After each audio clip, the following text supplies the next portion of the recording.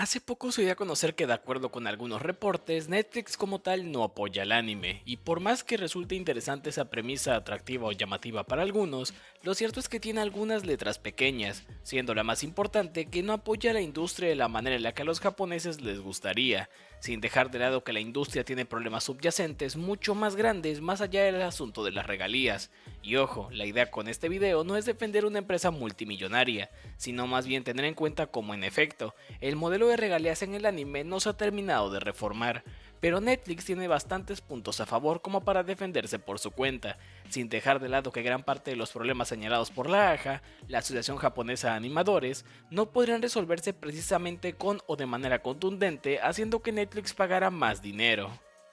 ya que tiene más que ver con cómo funciona el flujo de dinero dentro de la propia industria y cómo es que deja en efecto a ciertos agentes más indefensos que a otros, como lo podrían ser los estudios, por lo que en este video repasaremos cómo es que funcionan los modelos de negocio de anime en streaming, sumado a varios problemas que arrastra la industria hoy en día, y cómo es que las reformas a estos problemas tendrían que provenir directamente de Japón, y cómo es que su mano de obra se ha visto afectada, pero no precisamente por los streamings. Sin nada más aclarar, empecemos. Lo primero a tener en cuenta es cómo funcionan las licencias, las regalías y todo lo demás. En primera, una licencia pues es un permiso de transmisión o emisión, en este caso para transmitir el contenido en una plataforma. ¿Quiénes son los dueños de estos contenidos? Pues originalmente los japoneses, en donde pueden ser los estudios, cosa que casi no ocurre hoy en día, el productor o el canal de TV de Japón. Normalmente como ha funcionado el modelo de negocio es de la siguiente manera: cuando una empresa compra los derechos de transmisión a otra, en teoría debería hacer dos pagos, uno conocido como garantía mínima y otra son las regalías, dependiendo del éxito de la obra o de las ventas. Este modelo se acuñó así porque antes normalmente lo que solía ocurrir era que las empresas que se quedaban con las licencias de las series no se quedaban únicamente con las de emisión, sino que en muchas ocasiones se quedaban con los derechos totales de algunas series, por llamarlos de alguna manera, ya que incluían además de la emisión de TV en ese momento, la distribución en DVD, la venta de juguetes y varias otras cosas. Quizás la empresa que más puso en marcha esta práctica fue 4Kids y alguna que otra distribuidora grande de aquellos años, en donde al momento de hacer juguetes o vender la serie en algún formato específico, pues se negociaba con ellos y no directamente con los japoneses. Con el streaming las cosas han cambiado un poco, ya que hoy en día solo se pone en juego la licencia para transmitir el contenido, y de hecho es la que más nos interesa hoy en día, aunque eso no quita que diversas empresas tengan la posibilidad de distribuir en formatos caseros como lo es el caso de Crunchyroll, Sentai, además de otras plataformas o distribuidoras europeas, en donde suelen distribuir bajo diferentes marcas, pero es la misma cosa a final de cuentas. Pero bueno, una vez establecido lo anterior, ¿en qué consiste cada pago? El llamado garantía mínima no es precisamente poco, recibe su nombre debido a que es el precio inicial que se paga por una serie, el cual puede ser por ejemplo $1.000.000 o un poco más o un poco menos. Estas no son cifras oficiales, ya que el precio puede ser bastante volátil, pero hay que tener algo en cuenta: el anime llega a ser un contenido que no alcanza precios exorbitantes como lo podrían ser algunas series de TV que Netflix tiene en su poder, esto por cómo funcionan los precios de la industria, sumado a que en general una funciona en dólares y la otra en yenes. Tomando como punto de partida el pago de $1.000.000, el cual de nuevo solo es un ejemplo, este pago no se da de manera inmediata, es decir, no es que como que por cada serie que Netflix o Crunchyroll tenga en su poder, significa que haya dado todo el dinero de golpe. Este normalmente se da en plazos, que puede ser de 3 a 6 meses o incluso más tiempo. Este pago es, por llamarlo de alguna manera, el precio que los japoneses le ponen a la serie en cuestión, en donde de acuerdo con la Asociación Japonesa de Animación, Netflix suele tener tarifas altas con respecto al promedio. Ahora vayamos con el tema de las regalías. Estas en teoría deberían darse en función del éxito de una serie en una plataforma. Sin embargo, de acuerdo con varios reportes por cómo funcionan los negocios con Netflix, es que la plataforma no cumple con este segundo pago, haciendo que si la obra es un éxito o no, pues no se tengan más pagos lejos del de la garantía mínima. Con Crunchyroll las cosas son un poco distintas, pero no es como que el panorama sea precisamente diferente. De acuerdo con los japoneses, el mayor problema con el que se topan cuando se trata de Netflix es que estos no permiten tener una clara visión de las estadísticas sobre el rendimiento de los contenidos, y lejos de que esto no les dé regalías, también genera otro problema, y es que cuando se tiene que renovar una licencia o permiso, pues no es como que se tenga idea de qué tan exitoso fue o no en la plataforma, y no se puede fijar un precio más alto. Claro, esto en caso de que la serie sea un éxito. Que ojo, algo que no había comentado es que toda esta información de la cual se derivaron algunas notas provino de una reunión entre la AJA y un representante de Netflix, uno japonés, en donde como parte de los argumentos que da la gente de la plataforma, tiene que ver con que a diferencia de sus competidores, la garantía mínima que Netflix suele ofrecer es algo alta con respecto al promedio del mercado. No está de más mencionar que anteriormente cuando las cosas se distribuían en DVD y las distribuidoras mayormente norteamericanas se quedaban con los derechos totales de las series, pues no es como que los japoneses les fuera precisamente bien cuando se trataba de pagos retroactivos. Tienes que por ejemplo en su momento, 4Kids no declaró todo lo que había ganado, o incluso hacía ciertos tratos por debajo del agua a espaldas de NAS y TV Tokyo con Yu-Gi-Oh! Y no fue sino hasta que los japoneses se los llevaron a juicio que pudieron ver las cifras reales de lo que generó la franquicia. Aunque incluso así no pudieron zafarse de ellos por el contrato de la licencia, y no fue sino hasta que se terminó que ya los pudieron dejar de lado. Otro caso es el de ADV Films con Evangelion, donde era tan exitosa que le quisieron quitar la IP o propiedad intelectual a Gainax, y algo me dice que ADV Films no era tan fan de pagarle a los japoneses las regalías, esto porque según el director de uno de sus doblajes más famosos, el de Ghost Stories, cuando la serie le llegó el abogado de ADV Films le comentó que le había ido tan mal en Japón que solo estaban queriendo recuperar algo de dinero, al punto de que ni siquiera les iban a pedir las regalías, pero eso ya es tema para otro día. Regresando con Netflix y su contenido animado japonés, hay que tener en cuenta que no solo tienen un tipo de anime, sino que tienen varios, pero dándole un repaso aparte de la reunión transcrita de la AJA, pues parece que solo se hace mención a los animes originales, pero bueno, por diversos reportes, todo apunta a que este modelo aplica para todo contenido animado japonés, y para varios otros, por lo que para no perdernos tanto en el proceso, hay que clasificarlos. En primera tenemos a los dichosos animes originales, los cuales se dividen en dos categorías, los ONA y las emisiones de TV. Los ONA son animaciones que no tienen cabida en TV, ya que por sus siglas en inglés se puede entender que son animaciones únicamente para internet. De este contenido, Netflix se queda por llamarlo de alguna manera con los derechos totales de las series, es decir, para generar algún tipo de mercancía o memorabilia hay que pedirle permiso a Netflix, y al ser animaciones originales para internet, pues no es como que reciban un lanzamiento en formatos caseros, incluso dentro del mismo Japón. Ejemplo de esto son cosas como Cyberpunk Edge Runners y Romantic Killer. Los otros animes originales de Netflix son las emisiones de TV. Estas a diferencia de las anteriores pues sí tienen salida primero en TV japonesa y llegan con una cadencia o retraso específico a la plataforma. A diferencia de los ONA, aquí Netflix únicamente se queda con la exclusividad para streaming o distribución. Puede ser distribuida en formatos caseros dentro de Japón y también se puede generar memorabilia de la misma. Quizás el caso más reciente de esto sean cosas como la nueva versión de Ranma y medio, en donde Netflix se la compró a Viz Media, para quedársela de manera exclusiva. Pero la serie es emitida primero en Nippon TV en Japón, y pues hay muchos productos alusivos creados a raíz de esta nueva versión en Japón. El tercer tipo de contenido, o segundo dependiendo de la perspectiva, son los contenidos de terceros, es decir, todos aquellos que no reciben la etiqueta original y se encuentran en la plataforma. Aquí entra todo el contenido de Toei, TMS, Aniplex, Sony y Sentai, y cualquier otro licenciante japonés que les venda contenido en mayor o menor medida, como ADK, Sunrise y cualquier otro. Quizás en algún momento hayas escuchado el término de cárcel de Netflix cuando se refieren al anime o a un contenido en específico. Bueno, pues esto es una realidad, al menos con los ONA, de los cuales Netflix se queda con los derechos totales de las series. Esto porque de acuerdo con diversos reportes de algunos productores que han trabajado de cerca con la plataforma, una vez que el contenido llega a la misma, no es como que se pueda hacer mucho con él en más de un sentido. Independientemente del pago que se reciba en el plazo que se haga. Si se intenta crear un producto alusivo a la serie, pues hay que pedirle permiso a Netflix, ya que como había comentado antes, estos se quedan con los derechos totales, y no es como que sean precisamente abiertos con ello o directamente no les interesa demasiado. Siendo ese el motivo por el cual una vez que el comité le vende la serie a Netflix, pues es algo que medio dan por perdido, ya que además de no recibir pagos de la serie dependiendo de si es un éxito o no, pues tampoco pueden hacer mucho alrededor de la obra. Pero a ver, al principio había comentado que todo esto provenía de una discusión o junta que había tenido un representante de Netflix con la Asociación Japonesa de Animación, y es que es una transcripción de la reunión bastante extensa, por lo que lejos de quedarnos con el titular sensacionalista, vale la pena hacer un repaso de todo lo que se habló aquí.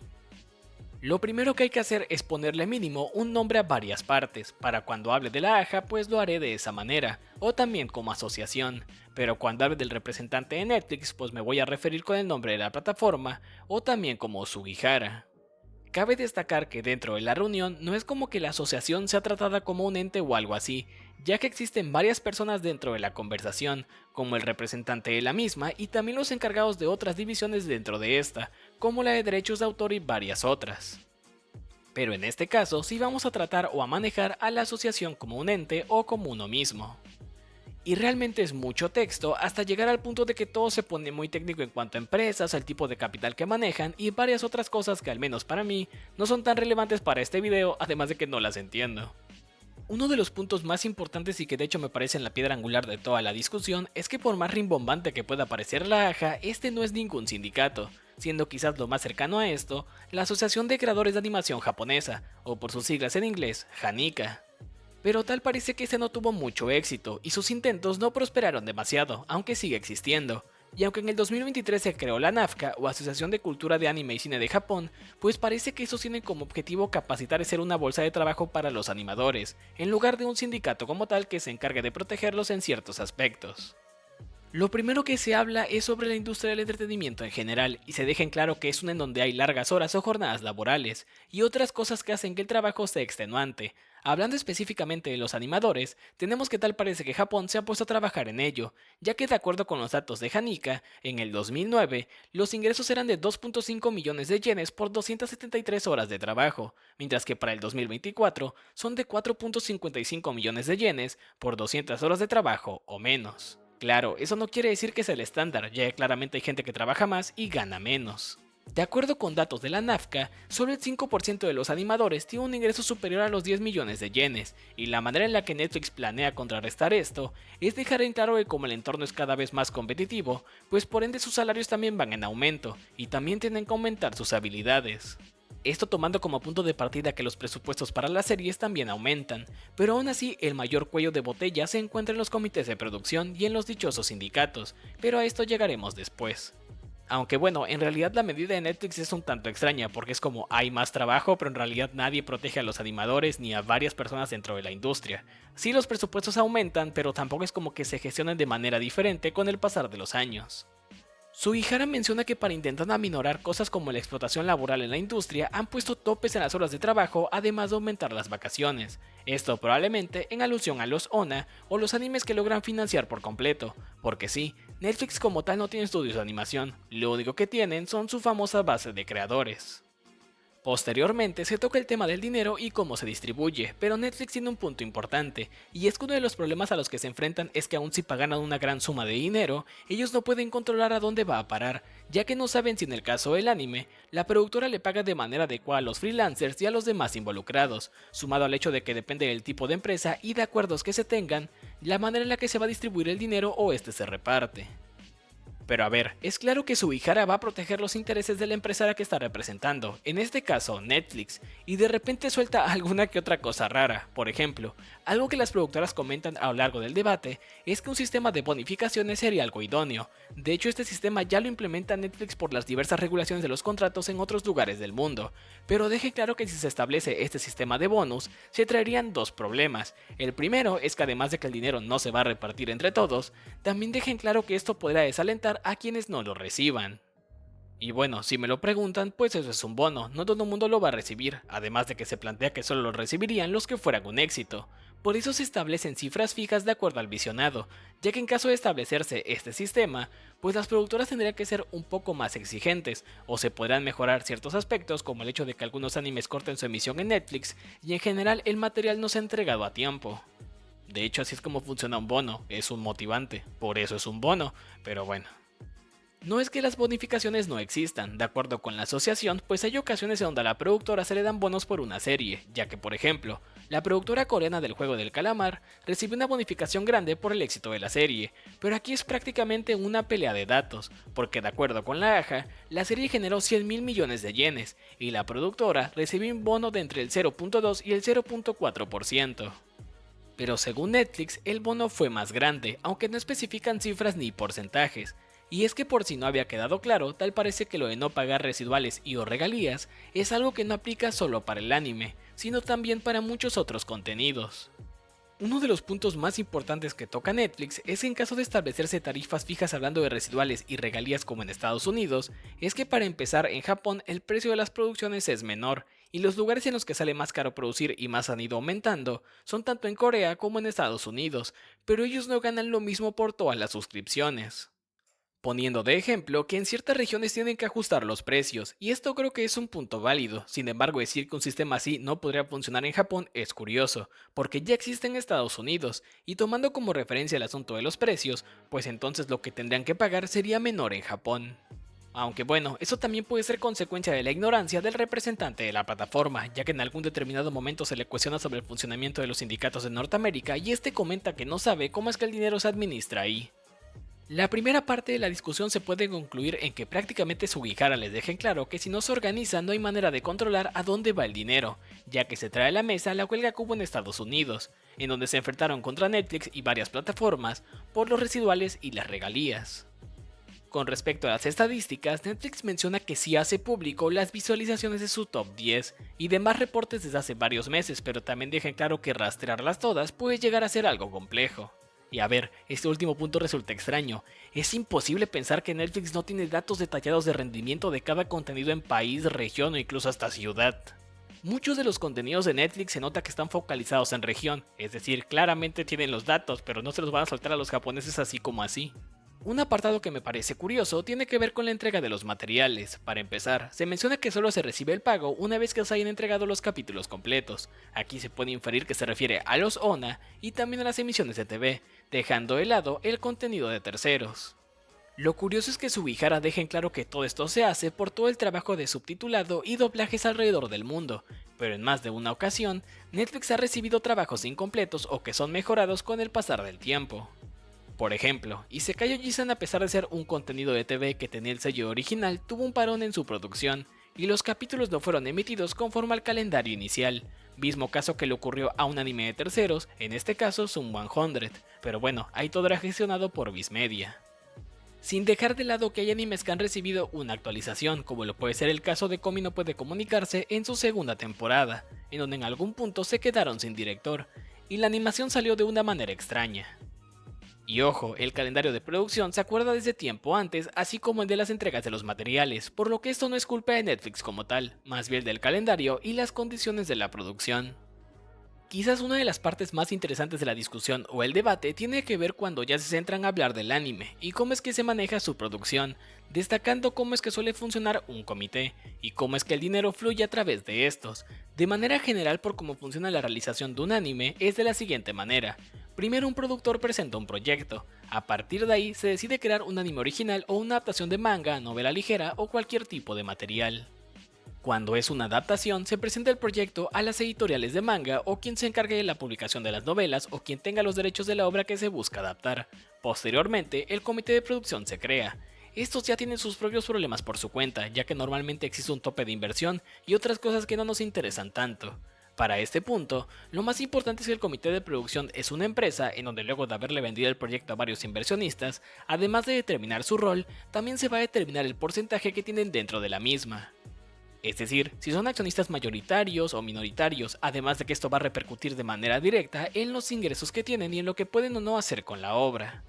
Luego de eso comienza la etapa de preproducción, donde se crean guiones gráficos y se sientan las bases de la historia, así como las actuaciones de voz y otras cosas, y la producción como tal empieza o se clasifica así hasta que los fotogramas empiezan a ser creados.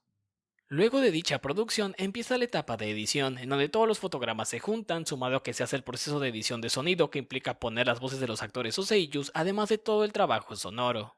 Si se preguntan cuánto cuesta un anime de 12 capítulos actualmente, pues de acuerdo con los reportes de la AJA, un anime de 12 episodios por temporada puede costar de 300 a 600 millones de yenes, lo que se traduce de 2 a 4 millones de dólares, pero el principal problema al que se enfrentan es que los precios pueden llegar a ser bastante volátiles durante la producción. Esto era algo que ya había comentado cuando hablé de los animes de Aniplex y en general el problema al que se enfrenta Sony por querer poner el anime en todos lados y varias otras empresas, lo que repercute de manera directa en los ingresos que les llegan a los japoneses. Y es que son los mismos problemas a los que se enfrentaron hace más de una década, y eso es que es un contenido de nicho. Esto es algo que los propios japoneses saben, ya que en algún determinado momento, la asociación comenta que de los 64 animes lanzados de julio a septiembre en este año, nadie los conoce todos, y que son pocos los que logran destacar y generar grandes ganancias.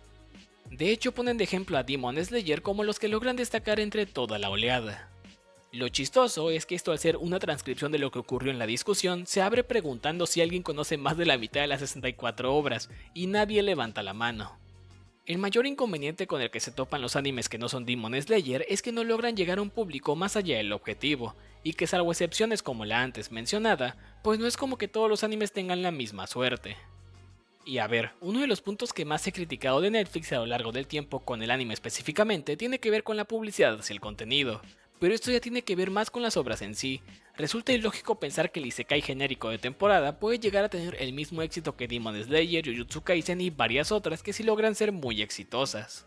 Por lo que los japoneses están por llamarlos de alguna manera en un cuello de botella, en donde si bien el mercado extranjero se vende como una gran salvación, pues tampoco es como que se pueda hacer mucho por la naturaleza de las obras. Por lo que aun si se tuviera toda la maquinaria publicitaria de distribución, doblajes y todo lo demás, el contenido se encuentra en un cuello de botella por sí mismo.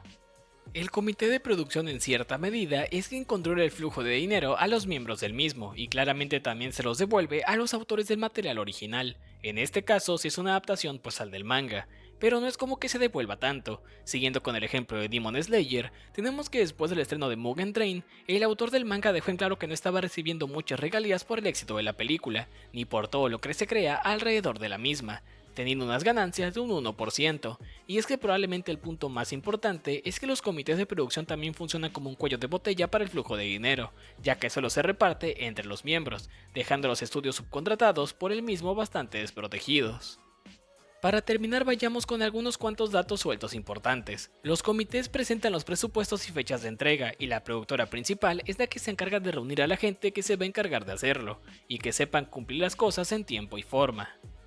Las revisiones del material no se hacen con mucha antelación, y normalmente se hacen después, motivo por el cual muchas series salen bastante feas y de hecho tienen reediciones hasta las versiones Blu-ray o DVD.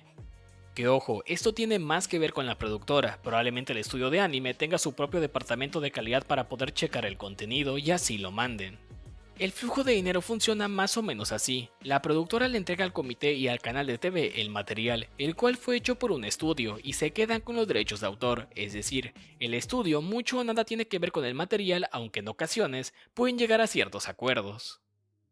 Siguiendo con el ejemplo de Demon Slayer y Ufotable, tenemos que estos en su momento tenían un café temático de la serie, además de que se dedicaban a la venta de figuras a menudeo en su tienda en línea. El dinero le llega a quien se haya quedado como el distribuidor y posteriormente de que se paguen los derechos necesarios tanto al manga como al autor, el dinero se reparte entre los miembros del comité. Realmente todo dentro de los comités funciona por tarifas y quien mayormente se lleva las ganancias es la productora, los cuales son los que reúnen al comité, y posterior a ello el dinero se reparte entre todos los demás. Creo que a nivel general los puntos de los dos bandos son más que válidos y cada uno tiene cosas que se le podrían criticar. Por ejemplo, por un lado tienes a Netflix quedándose con los derechos totales de las obras sin mucha posibilidad de crear negocio alrededor de las mismas, pero sí dando bonificaciones, aunque solo en casos en particular, además de que dejan en claro que el problema viene más de Japón con respecto a su organización. Pero eso no quita el hecho de que no les dejen ver las estadísticas, y que a diferencia de otros lugares donde por las regulaciones se les exigen, pues sí las muestren y además den bonificaciones así sean mínimas, es decir, no tienen que ser precisamente exorbitantes, solo dependiendo del éxito de las obras. Ya que en caso de que fueran un fracaso, pues simplemente no recibirían ningún tipo de bonificación, además de que Netflix sería la que va a absorber todo ese fracaso. Por parte de la AJA, tienes que si bien buscan bonificaciones para las productoras, parece que a los estudios se les deja un tanto de lado en más de un sentido, debido a que estos funcionan como subcontratados, y este último punto es el problema más grande subyacente en la industria. Dejando de lado la discusión de la AJA y Netflix, probablemente durante todo el video te hayas dado cuenta de que en ocasiones hacían mención a regalías y en otras a residuales, y para empezar hay que plantearnos la pregunta de si Netflix paga regalías y o residuales, pues la respuesta corta es que sí. Pero solo en lugares donde la manera de hacer producciones los obliga, tanto por los sindicatos como por otro tipo de regulaciones, y esto ha aumentado bastante el precio de las producciones en años recientes. De hecho, de acuerdo con varios analistas, gran parte del aumento en las suscripciones de Netflix se debe a los nuevos porcentajes acordados en residuales, que a ver, tiene algo de sentido, pero es innegable que esos aumentos iban a ocurrir más temprano que tarde. Dejando de lado el asunto de la huelga de los involucrados, tienes que a largo plazo es insostenible un modelo de negocio como el de Netflix, sí o sí tienes que aumentar los precios. Lo siguiente que hay que hacer es definir cómo es que funciona el asunto de residuales y regalías, siendo los residuales o residuals la cantidad que recibe el dueño de la propiedad intelectual o de la licencia, mientras que las regalías son el dinero que recibe algún actor o alguien que tenga aparición en la producción audiovisual. En el caso del anime, probablemente el modelo que más sería sencillo de implementar sería el pago de residuales, en donde una vez que Netflix establezca bien los números, se puede acordar un porcentaje dependiendo del éxito de la obra. Uno de los ejemplos más conocidos para traer esto a la mesa es el de la serie Friends, donde la puja por la serie o la pelea a billetazos había iniciado en 20 millones, y el encargado de quedarse con ella iba a ser Hulu, pero Netflix vio una oportunidad de oro, ya que le ofreció a Warner 100 millones, 80 millones más de los que hubiera podido pagar Hulu. Y eso le sirvió para poder alimentar su en ese entonces emergente plataforma conocida como HBO Max, ya que la propiedad de Friends pues es de Warner. De esos 100 millones, un gran porcentaje iba hacia ellos, ya que se llevaron los residuales. Y posteriormente se hizo el cálculo de cuánto le tocaba a los actores como pago inicial además de lo acumulado por las visitas en Netflix, que no fueron pocas, e inevitablemente la serie terminó regresando a HBO Max, hoy en día conocida únicamente como Max. Quizás algo de lo que ya te hayas percatado es que a lo largo del video hablé bastante de las productoras y los demás involucrados en un anime, y pues es normal que estos se encarguen de pelear por una compensación, pero hay agentes importantes que no he mencionado o que no he mencionado tanto, y esos son los propios estudios de animación. Anteriormente ya había establecido que era el comité de producción, y es que en muchas ocasiones o en muchas series, por cómo funciona el modelo actual, es que el estudio solo es subcontratado, es decir, se le paga por animar, y por cómo funciona el modelo es que se les da un pago en ciertos plazos, dependiendo de cómo se establezcan, y se les da un presupuesto específico sumado a su ganancia. El problema con el modelo es que los estudios en ocasiones pueden terminar operando en números rojos, siendo quizás la ventaja más grande de esto, que si el anime fracasa o no, pues ellos no corren ningún riesgo financiero, o incluso se les tiene que pagar si es que por alguna razón el anime no se emite o algo así, siempre y cuando lo hayan hecho, ya que así se acuerda en el contrato. Visto desde esa perspectiva, es un modelo muy parecido al que pelean los productores con Netflix. Y una vez que entregan el material, pues estos no pueden hacer mucho o nada con la obra. Si traemos de nuevo el ejemplo de Demon Slayer a la mesa, tenemos que cuando se llevaron a juicio a uno de los directivos de Ufotable, este dejó en claro que los motivos del desvío de recursos era por la realidad que viven los estudios hoy en día, y como es que estos no tienen muchas posibilidades para desarrollarse. Siendo ese el motivo por el cual la solución a gran parte de sus problemas financieros es dedicarse a desarrollar y desarrollar proyectos. Cuando se trata de un anime original corren un poco más de riesgo, pero también un poco más de suerte si es que el anime es un éxito. Claramente esto no es en todos los casos, hay varios que han logrado desarrollarse por su cuenta y tener más de una vertiente de negocio, como Timi Toei, Gonzo y varios otros, siendo quizás el más importante Mappa, ya que apostaron todo con Chainsaw Man, y parece que no les fue tan mal. Sin embargo, uno de los dirigentes del estudio deja en claro que gestionar todo el proyecto resulta algo difícil, pero al deshacerse del comité y siendo solo el estudio y la editorial de manga los que forman parte de esto, pues se abre la posibilidad a que las ganancias sean mucho más grandes. Y se puede tener esta idea sesgada de que apostaron todo y les fue mal, pero lo cierto es que no solo se han dedicado a desarrollar proyectos grandes como Chainsaw Man, sino también productos mucho más pequeños, como Cooking in Another World.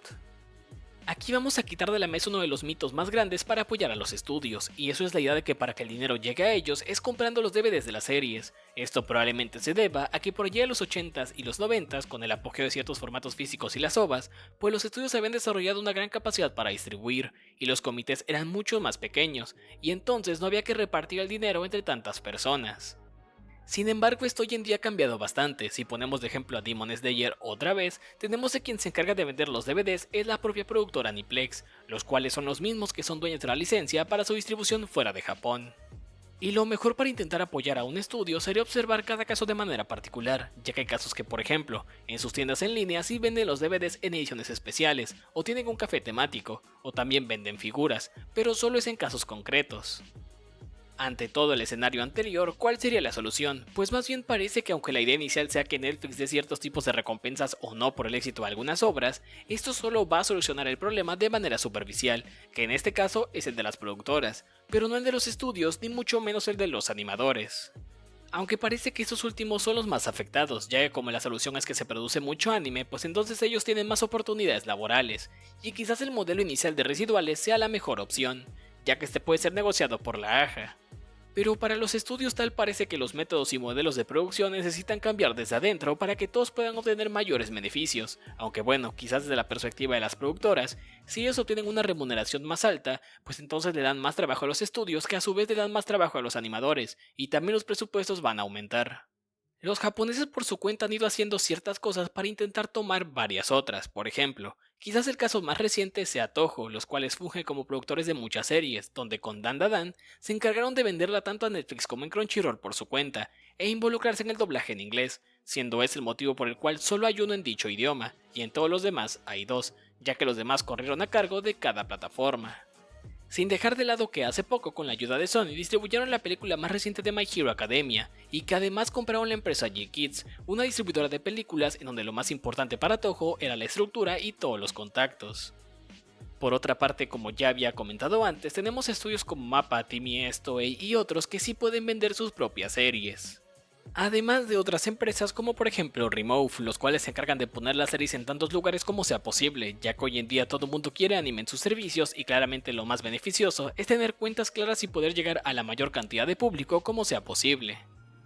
Para concluir hay que hacernos la pregunta del millón, ¿las plataformas, o mejor dicho Netflix, apoya el anime? Pues sí, pero no lo hace de la manera en la que los japoneses podrían esperar. Específicamente con los estudios, es bastante difícil hacerles llegar el dinero, lejos de casos particulares y producciones que Netflix financia. Pero eso ya es más por el modelo o en consecuencia de cómo se produce anime hoy en día, no tanto de las plataformas, por lo que en efecto, un sistema parecido al de Hollywood no estaría mal, pero al menos el actual suele tener alguno que otros puntos a favor, como el hecho de que Netflix pague tarifas altas con respecto a la media del mercado, y no es como que hagan su trabajo mal, más bien hay áreas de mejora evidentes por parte de las productoras y las distribuidoras. Y eso ha sido todo por el video de hoy, no olvides comentar, darle like, suscribirte y nos vemos en la próxima. Adiós.